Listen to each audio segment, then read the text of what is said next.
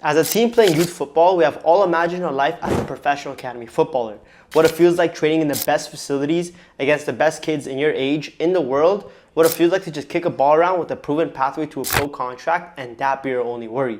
Having everything given to you from the boots, the gear, food, all of it. But when you actually get to the pro academy level, there's some shocking surprises, some good, some bad. So from the beginning when I was on trial at the Vancouver Whitecaps, the level was completely different.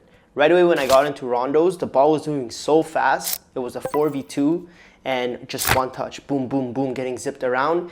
And I just couldn't cope. I just kept getting caught in the middle because the speed of play was so fast compared to what I've been experienced before. The first day I kept making so many mistakes, especially in the scrimmages at the end of the practice. Every time I got the ball, I kept getting flustered and didn't know what to do. And the second I got the ball, I was pressed by 3 or 4 people in a split second. You have to make decisions fast at this level or you won't be able to compete. And that's the biggest lesson I learned in the first day. My trial was for a week and it took me 3 days to adjust to the speed of play.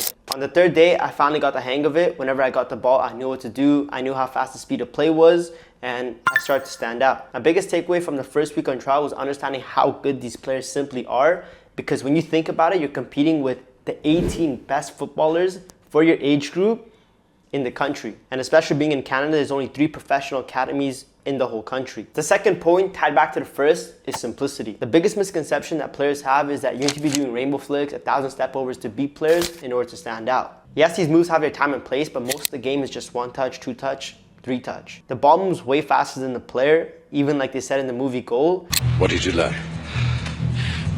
That you can score from halfway? No. That the ball can travel faster than you.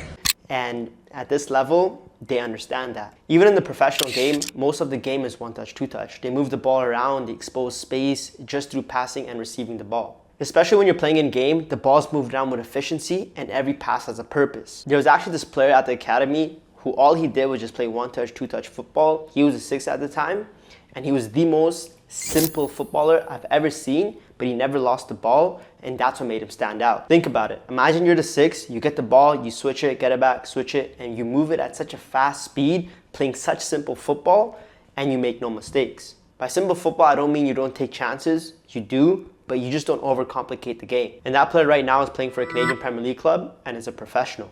The third, and what I think is the most important point, is consistency. Everything comes down to performance. It's being able to play and showcase your ability every single match, every single practice. That's what gets you to stand out. Especially being in a professional academy, you need to stand out to get to the second team and the first team. What a lot of people don't realize, and it comes back to my first point, is that all these footballers are just as good as each other.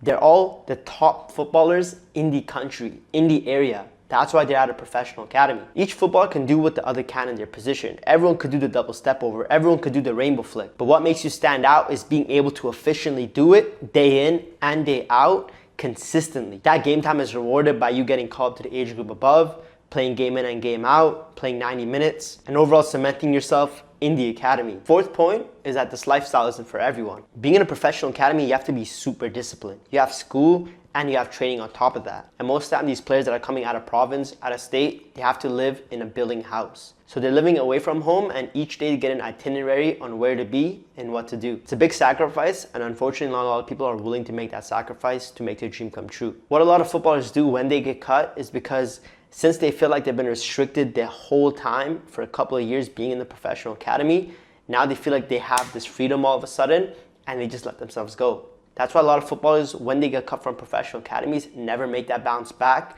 and never get to the professional game. So unfortunately, not a lot of footballers are built for the professional academy life. It is a big sacrifice and it is a grind, but if you stay consistent and you're patient, it'll all be worth it. Fifth, now being in a professional academy, I realized how actually biased getting an opportunity is. First of all, the biggest misconception players have is that they think these clubs have scouts that are just going and watching every single game. Most of the players who come into professional academies are 1, recommendations, or 2, they contact the coach themselves and impress them through their email. For me, getting that opportunity with the Vancouver Whitecaps was much more difficult than people think. A year prior, before I even got that opportunity, I was talking to my coach, who was an assistant coach of the U16s at the time, and he was helping me get in touch with them. They got one of the coaches to come out to my game. He liked me, but he just never reached out. And unfortunately, that's when my coach actually got a head coach role at the Whitecaps and he left the club I was playing at. So I took initiative on my own. I went out and got his contact through the methods I found myself, reached out, and since he remembered me, and since the email was formulated so well with my highlight tape, CV, everything there, plus making a personal connection to the coach, so they talked to my ex-coach and he vouched for me. So that's how I was able to get a trial and impressed when I went on trial and ended up signing. So that's the 5 shocking truths, good and bad, being in a professional academy that you might or might have not been ready to hear. Anyways, earlier this year, I dropped a video on how I signed to a professional academy, explained step by step. I'll leave that video right here if you want to check it out and sign to a professional academy yourself. Click that button and let's go from 0 to hero.